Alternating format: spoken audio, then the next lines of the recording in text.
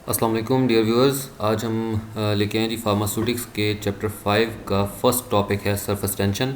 तो surface tension क्या होती है, किस वजह से होती है, इसके ऊपर कौन से फैक्टर्स असरअंदाज होते हैं, उस पर हमने आज बात करनी है।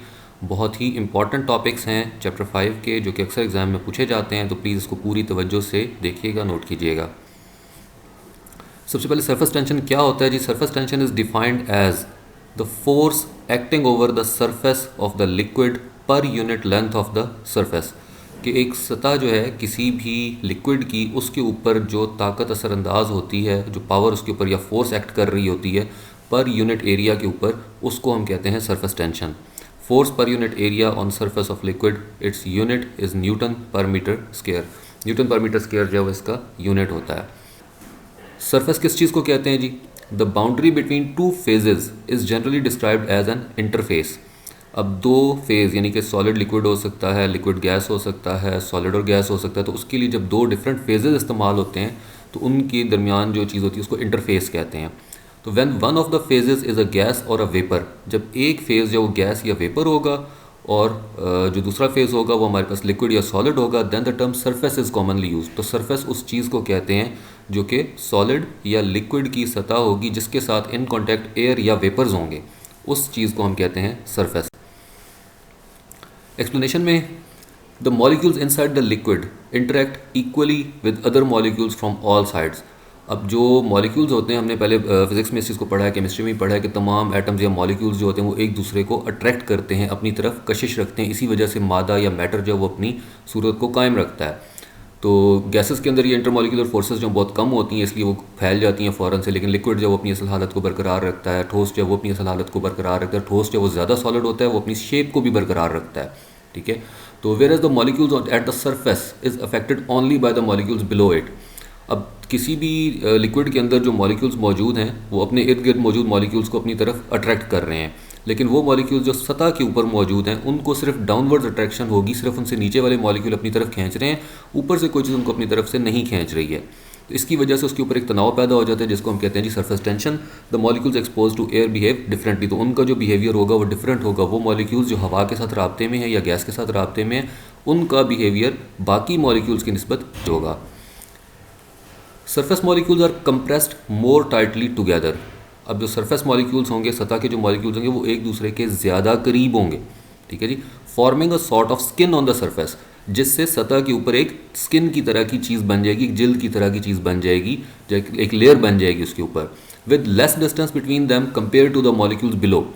और वो मॉलिक्यूल्स जो सतह के ऊपर होंगे उनके दरमियान जो स्पेस होगा, जो डिस्टेंस होगा, वो कम होगा बनिस्बत उन मॉलिक्यूल्स के जो उनके नीचे मौजूद हैं।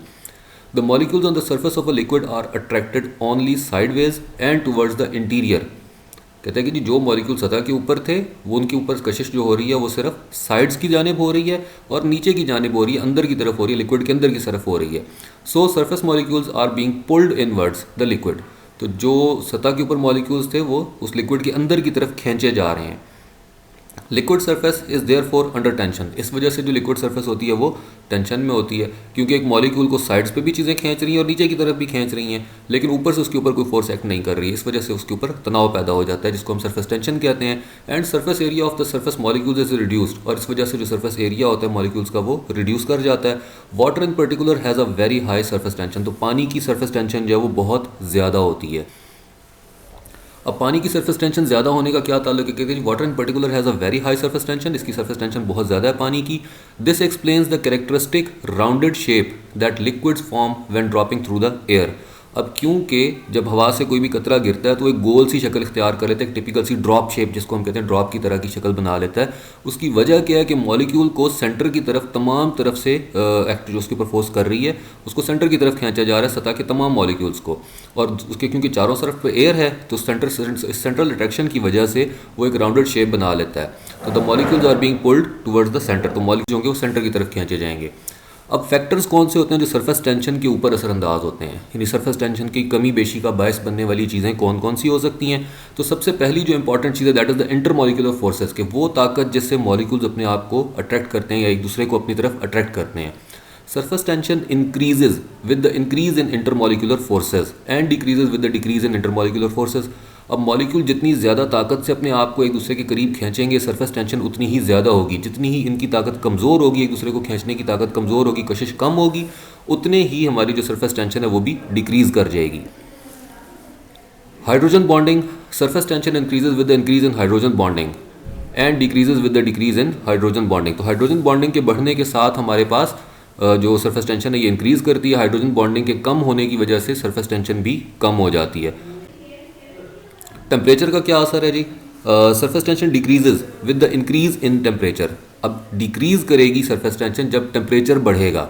ऐसा क्यों होता है कि हमने पढ़ा था कि जब भी किसी चीज़ को हम टेम्परेचर देते हैं, टेम्परेचर इंक्रीज़ करते हैं किसी भी चीज़ का, तो उसके मॉलिक्यूल्स की वाइब्रेशन बढ़ जाती है और इंटरमॉलिक्यूलर फोर्सेस कम हो जाती हैं। तो अगर टेम्परेचर बढ़ेगा तो ऑटोमेटिकली आपकी जो सरफेस टेंशन है वो डिक्रीज़ करती है and increases with the decrease in the temperature. इसकी आप बड़ी वाज़ेह एग्जांपल ले सकते हैं कि पानी को जब हम बॉयल करते हैं तो वो भाप में तब्दील हो जाता है। क्यों तब्दील हो जाता है? क्योंकि उसके मॉलिक्यूल्स के दरमियान की फोर्सेस कम हो जाती हैं।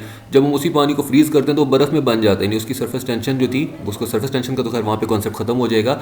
उसमें भी कैसे कि उसकी मॉलिक्यूलर फोर्सेस जो थी वो इतनी ज़्यादा हो जाती हैं कि वो एक दूसरे को अपने साथ चिपका लेती हैं और वो सॉलिड की हालत में आ जाता है। तो ये है effect of temperature. Next is emulsifying agents. अब यहाँ पे क्या हम किसकी बात करें? Application of surface tension. Surface tension को हम कहाँ पर अप्लाई करते हैं? फार्मास्यूटिक्स के साथ इसका क्या ताल्लुक है? तो emulsifying agents reduce the surface tension of oil and water phase. अब क्या होता है कि ऑयल और वाटर कभी भी आपस में मिक्स नहीं होते, दो इमिसेबल लिक्विड्स हैं, तो उनकी सरफेस टेंशन को वो कम कर देते हैं, which results in stabilisation of emulsion. उसके नतीजे में हम इमल्शन बनाने में कामयाब हो जाते हैं, या हम ऑयल और वाटर को मिक्स करने में कामयाब हो जाते हैं कि दोनों की सरफेस टेंशन को कम कर लिया जाता है, तो उसके दरमियान स्पेस बन जाती है जिसमें दूसरे मॉलिक्यूल्स भी आकर अटैच हो सकते हैं। Bile salts reduce the surface tension of fats. अब यहाँ पर क्या है कि फैट्स जो होगी, चिकनाई जो होगी ड्यूडिनम में, जो कि हमारी स्मॉल इंटेस्टाइन का पार्ट है, वहाँ पर बाइल सॉल्ट्स यानी जिगर में बनने वाली जो रतूबत थी, बाइल जो हमारा गैल ब्लैडर के अंदर स्टोर होता है, वो आकर ड्यूडिनम में फैट्स को सरफेस टेंशन को कम कर देता है, जिसकी वजह से क्या होता है? Solubilization of lipids which helps in the digestion of lipids, जिसकी वजह से लिपिड्स जो है वो एब्जॉर्ब होते हैं। तो ये था जी हमारा टॉपिक अबाउट सरफेस टेंशन। बड़े शॉर्ट सी डिटेल थी। और please subscribe our channel and hit the bell icon to get notified, ताकि आपको नोटिस मिल सके कि हमारी नई वीडियोस कब अपलोड होती हैं। और thanks a lot for watching. आपने हमारी वीडियोस को देखा, हमारे चैनल पर आए, बहुत शुक्रिया।